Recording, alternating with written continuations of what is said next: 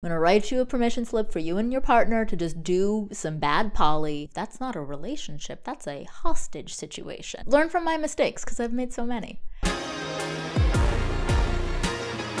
I am Lily, and I really hope that you're watching this video because we have a strong parasocial relationship and you want to look at everything I do. That is my sincere wish for you and for me. But I know that you're probably watching this because you have an abusive metamour, which is the situation I found myself in. 5 years ago, my boyfriend was dating a woman named Rachel. She was emotionally abusive toward him in various ways, some of which I'll get into. So I'm hoping I can provide some insight. And this video is definitely about a metamour who is abusive toward your Hinge partner. If you do have a metamour who is abusive toward you, I'm very sorry. And hopefully some of these tips might still be helpful. Here's how to survive an abusive metamour in 7 easy steps. Learn from my mistakes, because I've made so many.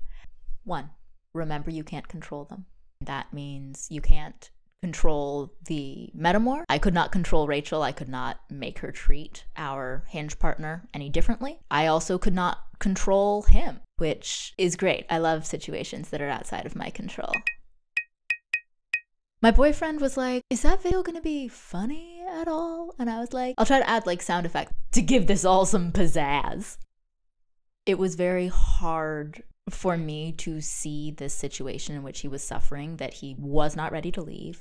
Something really helpful that my mother said to me was that my boyfriend was never going to leave Rachel when I said so. He was going to leave Rachel when he truly believed that he didn't deserve to be abused. And I don't want to make it sound like this is reflective of everyone's experience. People stay in abusive relationships for all kinds of reasons that have nothing to do with their self-esteem or their self-worth. But for my boyfriend in particular, he said that that really was a lot of it, that he felt like he deserved it. He kept thinking if he just kept trying to be better, that eventually she would change her behavior, which no, it didn't help. No matter how long you stay with an abusive person, they're never like, all right, you've done your time, we can let you out now. It's just not how that works. For me, recognizing that I just didn't have control over the situation and accepting that was really hard, but it was the truth. I wish I could say that that was like massively healing or something, but it just meant that I could work within reality, which honestly, I don't love reality all that much. 2, take time away from the abuse. When someone is in an abusive relationship, it's very hard for them to focus on anything else. When you see someone you love in pain, it's hard for you to focus on anything else. But if you don't carve out time to just be a normal couple, the abuse is gonna poison your relationship. Something that my boyfriend and I did was when he got back from staying with Rachel, we would set aside time to just be ourselves and just be a couple, because otherwise he would just come home and talk about the way she was treating him. And it was really understandable that he needed to talk about it. It felt selfish for me to start setting boundaries around that and start saying like, I get that you need to talk about this, but sometimes we need to just be together and have it be not about what someone else is doing. Creating boundaries around that, even though it might feel selfish, is really essential to preserving the relationship that you want to have. 3, compartmentalize as much as possible. If you haven't been kitchen table before, now is not the time to start. If you usually are kitchen table, not this time. I generally like to know my metamours. That's something that's important to me.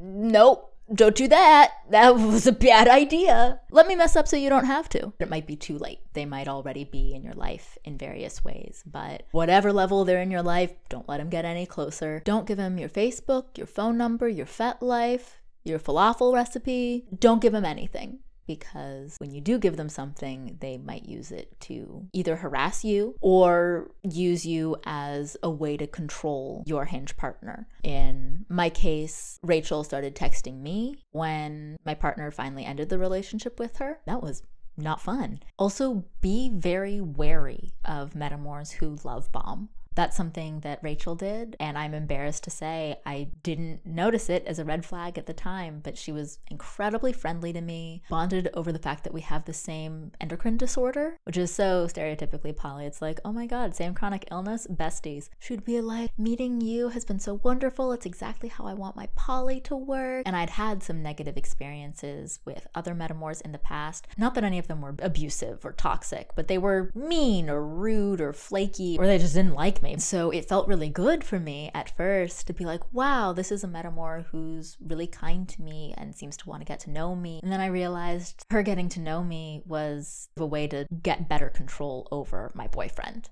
If you are usually very kitchen table and your partner really wants you to interact with your toxic metamor, it is okay to say no. And I'll be honest that I didn't do it very much. I let myself get very involved. Going back to the control thing, I think I was hoping that if I got myself involved in the situation, I could make it better. No, it couldn't. No matter how smart and cool and lovely you are, which you are, all of those things, and you have a very cute butt, you're not going to be able to fix the situation. There is nothing you can do.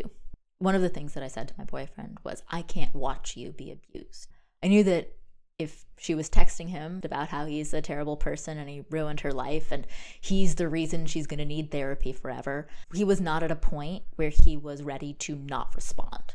And so I had to remove myself. I had to be like, I'm going to go do yoga. I'm going to go call one of my friends. I'm going to go read a book. I can't be involved in this. Number 4, be honest about what you see. When you have an issue with your metamor, it can be really hard to bring it up to the hinge partner because you don't want to be seen as jealous or controlling or not good at poly. If you're an important person in their life, which I hope you are, because your butt is really cute and everyone likes your new haircut, it's okay to reflect back to them what you see in that other relationship. When they tell you stories of their other partner behaving in a way that's really, really troubling, it's okay to say, that sounds really troubling. That sounds upsetting. You don't deserve to be treated like that. If they're very sensitive about the relationship, which they might be, and very unwilling to hear criticism of their other partner, you can just ask gentle, loving questions. Because no one's ever really convinced by another person arguing with them. Mostly people convince themselves. So if they tell you a story about like, oh yeah, my other partner dismembered a bunch of Barbie dolls and glued their heads to my car, you could just be like, how did you feel about that? How did you feel in the moment? What do you think? 5. Let them use you as an excuse. Usually in non-monogamy, it's so important to really own your own choices, but not right now. Now is some time to do some bad poly. I'm gonna write you a permission slip for you and your partner to just do some bad poly and let them blame you for stuff. Usually my boyfriend and I both try really hard to own the decisions that he and I have made as a unit. So even if I'm the one who says, hey, I really need you around this weekend, please don't make other plans, when he communicates that to his other partners, he doesn't do it as like, oh, Lily is making me be with her this weekend. It's like so hard. If I could, I would totally hang out with you. He always presents it as, I have made the choice to keep this weekend for Lily. It's really important to take responsibility for the choices that you make. Here, don't do it. Let them blame you. Be the bad guy. That's something that I wish I had done more of. When my boyfriend broke up with Rachel, she accused him of doing it because I had vetoed her. He and I don't have veto power in each other's relationships. I've never had veto power. I don't know where she got that. Also, vetoes are what presidents do, and I am actually a queen. So, just from a political perspective, she was wrong. He did the good poly thing of being like, no, I'm the one making this choice. This is not coming from Lily. And I really wish he had just blamed it on me. I'd so much rather she think that I'm like an evil vampire who's taken her love away. I do look like a vampire in this lighting. That's fine. I'm into it. I'd so much rather she think that I'm just this evil vampire than do what she did, which was continue to harass him for months. 6. Build a support network. When someone is in an abusive relationship, they might not be able to even maintain the friendships that they have, let alone build new ones. And that's something I was really able to help with. A lot of his friends were also Rachel's friends, so he couldn't talk with them about what was happening. But all of my friends are great. If you're in the situation, you have some close friends or family that you trust to talk about it with that can be really helpful. A, because you deserve support. Your butt is cute. Everyone likes your hair. Your tweets are funny. And B, if they're close enough, your friends or your family might be able to also help support your partner. Because we've all been there, that there's something we need to hear, but we just can't hear it from our partner. And like, I can absolutely be like this. One of my partners will recommend a podcast to me and I'll just be like, okay, sure, yeah, whatever. And then my friend recommends the same podcast and I'm like, wow, what a great idea. I'll give it a listen. We've all been that person. My boyfriend was definitely that person with Rachel, that I had been voicing concerns about her for a while and he had always kind of brushed them off. And someone who was able to really get through to him was one of my best friends. Bestie was like, if you're there because you're afraid to leave, that's not a relationship, that's a hostage situation. And that really got through to him. That made him go like, oh, wow, okay, I need to work on a plan for getting out. My boyfriend's parents were very unsupportive. They blamed me for the whole situation, which I don't know how. But my parents provided a lot of emotional support for my boyfriend during that time. Working with a poly-informed therapist can also be really, really helpful. I found someone for my boyfriend through the polyamory friendly professionals directory, which I'll link below. Having all of that support helped my boyfriend. It also helped me because I didn't feel like all of the responsibility for getting him out and keeping him safe was all on me. Point 6A is be ready for backlash. Especially emotional abuse is very hard to prove or explain to someone who hasn't been through it themselves. And because Rachel was a woman, people were like, oh, I'm sure she didn't mean it. She was probably just a little emotional. You should have been more understanding. Especially for friends that he had thought were mutual friends.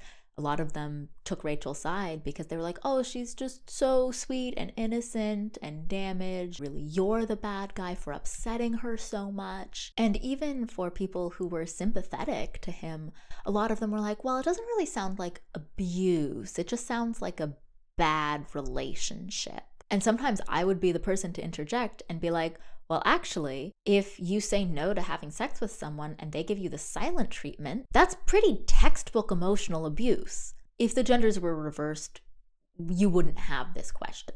If a man lost his shit at a woman because she didn't want to have sex, we'd be like, oh, that's not a good dude. And I feel like you kind of expect that, like, men can't be abused narrative from mainstream culture. It was really shocking to me to find it in progressive polyamorous people that they still had that idea of a man can't be abused.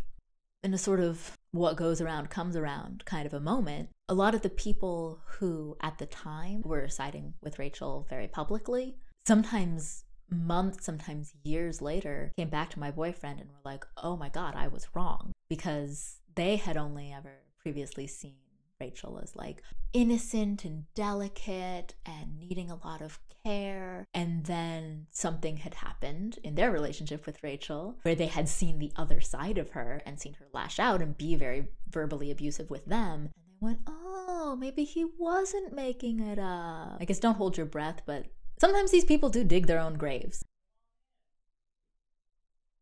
My boyfriend and my partner and her partner all just got back from rock climbing. Rock climbing is one of the most typical polyamorous hobbies, surpassed only by acro yoga. If you have a friend who's going to acro yoga, I just want to let you know they are non-monogamous. And I don't know if they were ready to come out to you, but I'm just going to do it for them. Monogamous people don't go to acro yoga, I'm sorry. They just don't. Number 7, take care of your own trauma. I started developing some secondary trauma symptoms while my boyfriend was with Rachel. I also have my own scary ex. Of course. And it's like they all get the same fucking playbook. Abusers are so unoriginal. Does that ever bother you guys? It's a little rude. I developed some super cool and fun secondary trauma symptoms while my boyfriend was with Rachel. And with that secondary trauma, I started getting really bad anxiety attacks. I would get very triggered. I know this sounds really terrible, but I sometimes would feel really angry at my boyfriend for bringing Rachel into our lives. And like logically, I knew this wasn't his fault. This isn't anything he wanted or caused. Really important for me to have other people to whom to go with those feelings, to not make my boyfriend support me through my own pain around his trauma. The story does have a happy ending. My boyfriend and I are still together. Rachel has been out of our lives for many years. I'm gonna link the Poly-Friendly Professionals Directory and Love is Respect in the description. If you're in this situation right now or you've been in it before, please comment your own analysis, advice. I'd love to hear your thoughts. And I hope you know that you have a cute butt, everyone likes your hair, your tweets are really funny, and you deserve good things. See you in the next one. Usually they're a little funnier than this. I'll also link my mug.